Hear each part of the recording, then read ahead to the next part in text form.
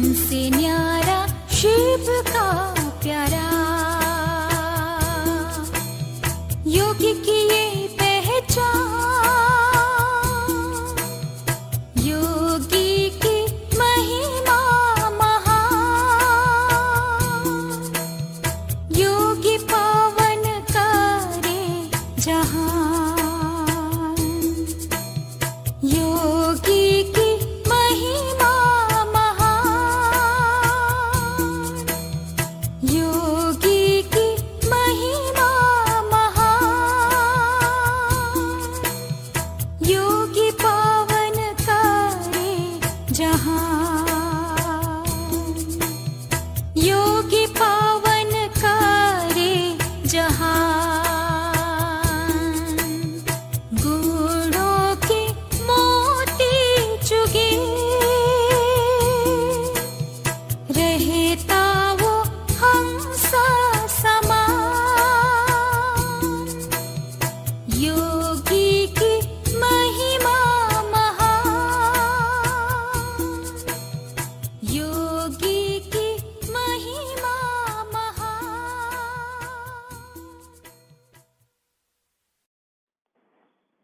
ओम शांति। 20/7/2022 बाबा के महावाक्य हैं। मीठे बच्चे, तुम रूहानी सेना हो। तुम्हारे बिगर रावण से सारे विश्व की रक्षा कोई कर नहीं सकता। इसी शुद्ध नशे में रहना है। प्रश्न: बाप दादा किन बच्चों की बलिहारी का गायन करते हैं? उत्तर: बाप दादा कहते, बलिहारी उन बांधेली बच्चियों की है जो मार खाते भी शिव बाबा को याद करती हैं। मार खाने से और ही नष्टो मोहा बनती जाती, जिस कारण उनका पद और ही ऊंचा हो जाता है। बाबा ऐसे बच्चों को तसल्ली देते हैं, बच्चे तुम अपने को आत्मा समझो। ये देह तुम्हारी नहीं है। तुम बाप के बन चुके हो, तो वो अवस्था पक्की होती जाएगी। सच्ची दिल पर साहेब राजी होगा। गीत: तुम्हें पाके हमने जहान पा लिया है। ओम शांति। बच्चे सामने बैठे हैं, जानते भी हैं हम सेना हैं। किसकी सेना है? ईश्वर की। क्या कर रहे हो? हम रावण पर विजय पा रहे हैं। गोया इस सारी सृष्टि को रावण राज्य से छुड़ाए अपने राम राज्य की स्थापना कर रहे हैं। बैठे देखो कैसे साधारण रीति हो, कोई हाथ पांव नहीं चलाते हो, परंतु हो बड़ी जबरदस्त सेना। तुम मददगार हो ईश्वर के। ईश्वर भी गुप्त है, तुम भी गुप्त हो। उनको शाहनशाह भी कहते हैं। तुम्हारी युद्ध इतनी जबरदस्त और गुप्त है, जो तुम विकारों पर जीत पाकर सारे विश्व पर जीत पा लेते हो। तुमको फील होगा जैसे वो सेना है, वैसे हम भी रूहानी सेना हैं। समझते हो, भारत का सारा मदार इस सेना पर है। हम सेना न होती तो दूसरे जीत पा लेते। उस सेना में तो कभी कभी राजाएं आदि को भी भगाए मिलिट्री का राज्य कर लेते हैं। मिलिट्री समझती है हमारे बिगर कोई देश की रक्षा कर नहीं सकता। तुमको भी शुद्ध अहंकार है। हम ईश्वरीय सेना के बिगर रावण से कोई रक्षा कर नहीं सकता। अब वह भी मिलिट्री देखो और ये भी देखो, तुम जैसे हो वैसे हो। तुम्हारे पास कोई भी ड्रेस व हथियार पवार नहीं है। वो तो कितनी ड्रेस पहनते, जैसे स्वांग बनाते हैं, होली में भी स्वांग बनाते हैं, राम के भी सेना दिखलाते हैं। उनको मुख बंदर का दे दिया है। वो तो सिर्फ गुड़ियों का खेल करते। अब तुम बच्चे जानते हो, हम रावण रूपी 5 विकारों की जेल से छुटकारा पा रहे हैं। एक तो रावण का जेल, फिर रावण की मत पर चलने वालों का जेल, भक्ति की भी जंजीरें, गुरुओं की भी जंजीरें, फिर पति की भी जंजीरें। रावण की मत पर तुम कितने दुखी होते हो, कितना पुकारते हो। रावण हमको बहुत सताते हैं। तुम जानते हो, जितना जितना हम योग में रहते हैं, उतना हमारी आत्मा दुख से छूटती है। अबलाओं पर अत्याचार तो बहुत होते, बहुत मार खाती हैं। अबलाएं पुकारती हैं, अब हम क्या करें? बाबा फिर तसल्ली देते हैं, ये तो समझाया है, तुम अपने को आत्मा समझो। ये देह हमारी नहीं है, हम मर चुके हैं, बाप के बन चुके हैं और कोई उपाय नहीं। हम तो शिव बाबा के हैं। जो सच्चे बच्चे होते हैं, उनकी अवस्था पक्की रहती है, जरा भी विकार की तरफ ख्याल नहीं है। ऐसे बच्चों पर अगर कोई जबरदस्ती जुल्म करते हैं तो उसका पाप नहीं चढ़ता है। पुकारती हैं, बाबा हम तो आपके हैं, शरीर तो जैसे मुर्दा है। ऐसे निश्चय बुद्धि वाले जो हैं, वो ऊंचा पद पा लेते हैं। अगर सच्ची दिल है तो ऐसे सच्ची दिल पर जरूर साहेब राजी होगा। यहाँ भी बच्चियां इतना याद नहीं करती जितना जो मार खाती हैं वो याद करती हैं। बाप के पास पुकार आती है, बंधन है, बाबा बंधन से छुड़ाओ।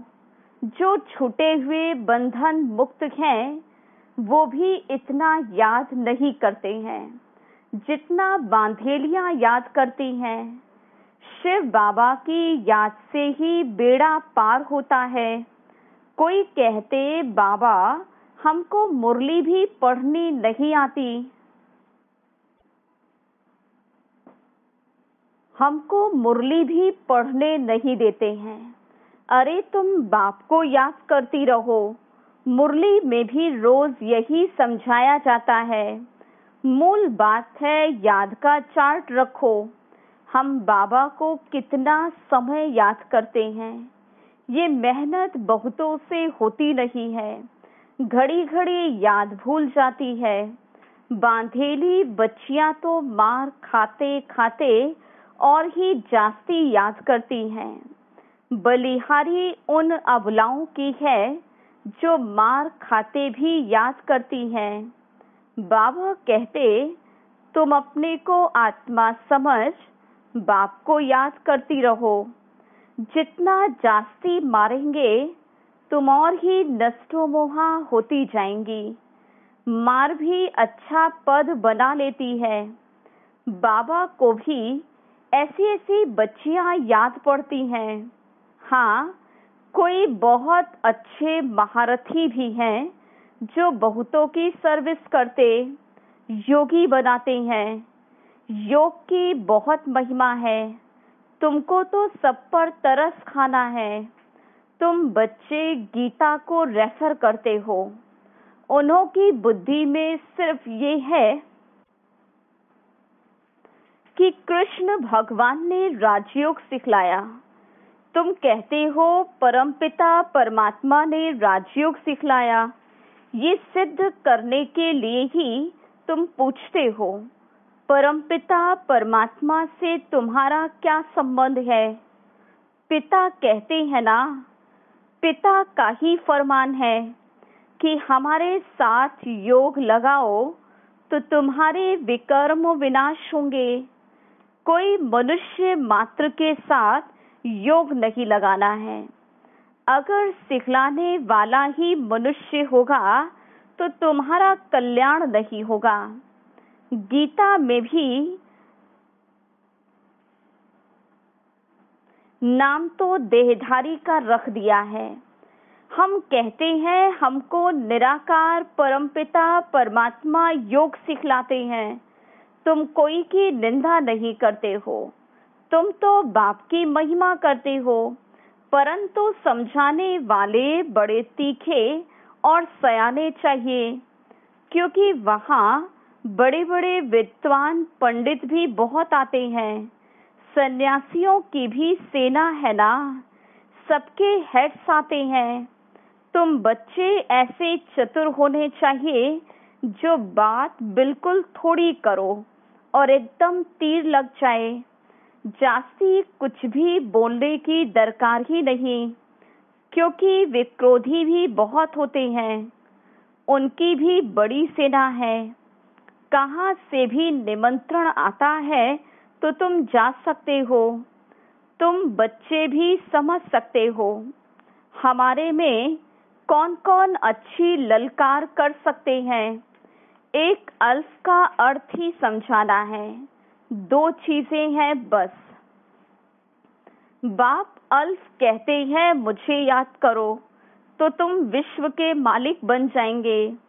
ये तो अल्फ भगवान ही कह सकते हैं, जो ही रचयिता है, हेवनली गॉडफादर है। वो कहते मुझे याद करो तो तुम्हारे विकर्म विनाश होंगे। श्री कृष्ण को याद करने से विकर्म विनाश नहीं होते हैं।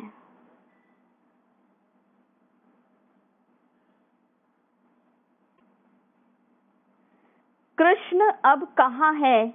उसने तो एक शरीर छोड़ दूसरा ले लिया। निराकार तो अविनाशी है। सारी समझानी इस बात पर देते, कितनी भूल कर दी है। भगवानवाच, मैं तुमको विश्व का वर्षा देता हूँ। कृष्ण कैसे सबको वर्षा देगा? कृष्ण तो भारत का है ना। पतित तो सारी दुनिया है। सबका पतित पावन तो एक ही निराकार है। तुम्हारी बुद्धि में ये सब बातें हैं। भक्ति के पार्ट की भी नॉलेज है। पहले पहले होती है शिव की पूजा। सोमनाथ का मंदिर बना हुआ है। इतना बड़ा सोमनाथ का मंदिर किसने बनाया? और कोई की ताकत नहीं। जरूर उस समय इतना साहूकार थे जो ऐसे मंदिर बनाए। तुम बच्चों में अभी समझ है। बरूबर हम कितने साहूकार थे। इतना बड़ा सोमनाथ का मंदिर बनाया है। जरूर महाराजा होगा। देवी देवताएं खुद ही पूज्य थे, वही पुजारी बन पड़े। फिर वही पूजा के लिए मंदिर बनाएंगे। ऐसे नहीं कोई एक सोमनाथ का मंदिर बनाते। एक ने शुरू किया, फिर बहुतों ने किया, फिर बहुत मंदिरों को लूटा होगा। एक मंदिर से ही इतना सामान निकला जो ऊंट भर कर ले गए। जब चढ़ाई करते हैं तो कोशिश करते हैं कैपिटल को हाथ करे, फिर उनकी विजय हो गई। अब तुम्हारी बुद्धि में है बरूबर ये दिल्ली परिस्तान थी। धर्मराज ने स्थापन किया था। दिल्ली फिर से परिस्तान बनेगी। उसके लिए हम राजयोग सीख रहे हैं। अब तुम सुनते हो तो बुद्धि में नशा चढ़ता है। समझते हो हमारा राज्य स्थापन हो रहा है। हमारा नाम वाला है। कहा भी जाता गुप्त सेना नॉन वायलेंस, इतना बड़ा अर्थ कोई समझते ही नहीं।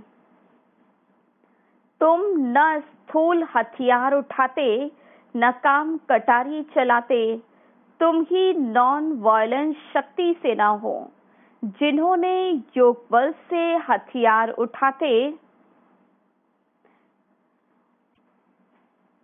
राज्य को पाया। विश्व का मालिक बनने के लिए श्रीमत पर हम एक बाप को ही याद करते हैं। जानते हैं अभी ये नाटक पूरा होता है, फिर नए सिर शुरू होगा। ये अविनाशी नाटक है, ये कब विनाश नहीं होता। बाकी इतना जरूर है, जब नई दुनिया होती है तो पुरानी दुनिया खलास हो जाती। चक्र तो फिरता ही रहता है। ये अनादि ड्रामा है। जैसे भगवान के लिए कहते हाजिर नाजिर है, वैसे ये ड्रामा चक्कर लगाता ही रहता है। इस ड्रामा में सब एक्टर्स हैं ही। तुम जानते हो मूल वतन और स्थूल वतन है ही। फिर सतयुग त्रेता चक्कर लगाकर फिर रिपीट होता है। ये अविनाशी ड्रामा है। हम एक्टर्स भी ड्रामा में ही हैं। शुरू से अंत तक सबका पार्ट है ही। वो छोटा ड्रामा होता जो पुराना हो जाता है, ये कभी पुराना नहीं होता। ये अविनाशी ड्रामा कब पुराना होता है क्या? नहीं। बाकी हम पार्ट में आते हैं। नए से पुराने हो, फिर पुराने से नए हो जाते। तुम जानते हो बरोबर हम राजा रानी थे, अभी रंक बने हैं। रंक से फिर राव बनते हैं। रंक माना फकीर, बाप आकर सबको राह बतलाते हैं। तुमको बहुत नशा होना चाहिए। ये नई नॉलेज तुमको मिलती है और मिलती भी एक बार है। ये समझते हो ना कि हम डायरेक्शन अनुसार इस सृष्टि पर अपनी बादशाही स्थापन कर रहे हैं। बाबा कहते मुझे याद करो और बादशाही को याद करो। बाकी ये सितम तो होंगे ही। सितम भी कर्म भोग है। पुरुष स्त्री को मारता है, ऐसे ही कोई मार सकता है क्या? तुमने भी उनको मारा होगा। वही हिसाब किताब चुकतू हो रहा है। बस ये सब कर्मों का हिसाब किताब है। अब तुम श्रीमत पर श्रेष्ठ कर्म कर रहे हो। अब कोई भ्रष्ट कर्म नहीं करना। सबसे श्रेष्ठ कर्म है सबको बाप का परिचय देना। बाप का फरमान मिला है, मामेकम याद करो। सभी बाप को ही भूले हुए हैं। शिव की पूजा करते हैं, परंतु जानते कुछ भी नहीं। अमरनाथ पर भी बड़ा लिंग बनाते हैं। इतना बड़ा बाप का रूप है क्या? कुछ भी पता नहीं। अब तुम बच्चे इन बातों को यथार्थ समझ गए हो। अच्छा, मीठे मीठे सिकिलधे बच्चों प्रति माता पिता बाप दादा का याद प्यार और गुड मॉर्निंग। रूहानी बाप की रूहानी बच्चों को नमस्ते। हम रूहानी बच्चों की रूहानी बाप दादा को याद प्यार गुड मॉर्निंग और नमस्ते। धारणा के लिए मुख्य सार है। पहली पॉइंट है,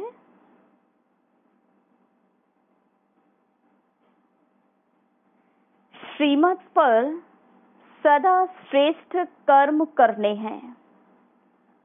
कोई भी भ्रष्ट कर्म न हो, इसका ध्यान रखना है।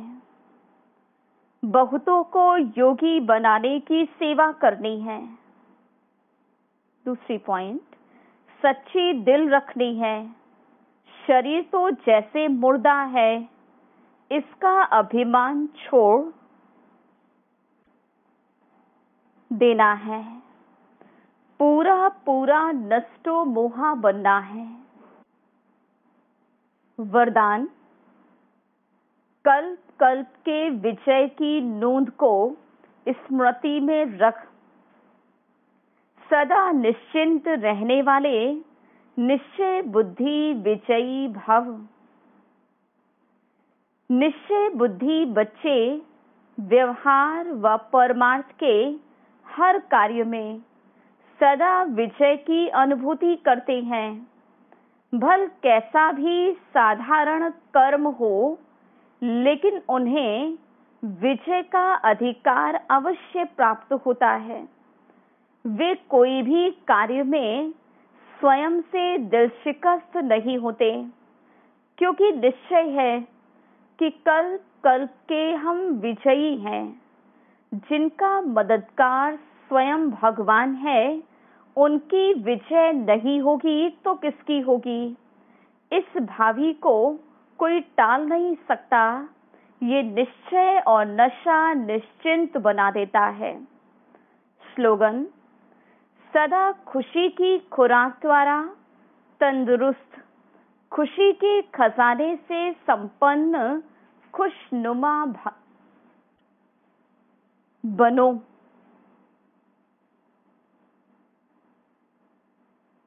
मातेश्वरी जी के अनमोल महावाक्य। हम कहते हैं कल्प 5000 वर्ष का है और ये कल्प हर कल्प हूबहू रिपीट होता है। इस पर बहुत मनुष्यों का प्रश्न है, कल्प इतना बड़ा है, वो फिर 5000 वर्ष का कैसे हो सकता? कल्प तो लाखों वर्षों का होता। जब ऐसी चीज निकलती हुई हो जिससे मालूम पड़ता है कि ये कोई लाखों वर्ष की है, फिर मनुष्य कैसे मानेंगे कि कल 5000 वर्ष का है? अगर कोई कहे कि हिस्ट्री लाखों वर्ष की बनी हुई है, तो उन्हें समझाओ कि लाखों वर्ष की हिस्ट्रियां कैसे रह सकती हैं। ये जो कल्प के अंदर इतनी उथल पाथल होती है, इतना विनाश होता है, जिससे सारी बादशाही का ही विनाश हो जाता, तो तुम्हारी वो हिस्ट्री साबित कैसे रहेगी? फिर एक्यूरेट हिस्ट्री का कैसे पता पड़ेगा? तो ये बात सिद्ध नहीं होती। अब अपने को तो स्वयं वर्ड ऑलमाइटी अथॉरिटी परमात्मा एक्यूरेट सुनाता है और साथ साथ हमें दिव्य दृष्टि का साक्षात्कार भी कराते हैं, तो क्या हम उन पर विश्वास नहीं करेंगे? अवश्य भल कोई साक्षात्कार पर निश्चय ना भी करे, परंतु स्वयं परमात्मा हमें सम्मुख सुना रहे हैं। पहले तो हमको ये निश्चय है कि हमें पढ़ाने वाला कौन और फिर सारी सृष्टि कैसे हुबहू चक्र लगाती है, इस राज को भी हम समझ चुके हैं। तभी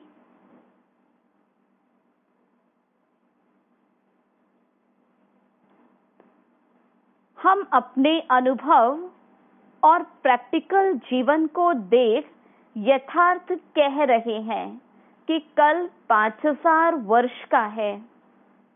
दूसरी पॉइंट, आत्मा और परमात्मा का अंतर इस पर समझाया जाता है कि आत्मा और परमात्मा का रूप एक जैसा ज्योति स्वरूप है। आत्मा और परमात्मा की आत्मा का साइज एक ही रीति में है, बाकी आत्मा और परमात्मा में सिर्फ गुणों की ताकत का फर्क अवश्य है। अब ये जो इतने गुण हैं, वो सारी महिमा परमात्मा की है। परमात्मा दुख सुख से न्यारा है, सर्वशक्तिवान है, सर्वगुण संपन्न है, 16 कला संपूर्ण है। उनकी ही सारी शक्ति काम कर रही है, बाकी मनुष्य आत्मा की कोई शक्ति चल नहीं सकती। परमात्मा का ही सारा पार्ट चलता है। भल परमात्मा पार्ट में भी आता है तो भी खुद न्यारा रहता है, लेकिन आत्मा पार्ट में आते भी पार्टधारी के रूप में आ जाती है। परमात्मा पार्ट में आते भी कर्म बंधन से न्यारा है, आत्मा पार्ट में आते कर्म बंधन के वश हो जाती है। ये है आत्मा और परमात्मा में अंतर। अच्छा, ओम शांति।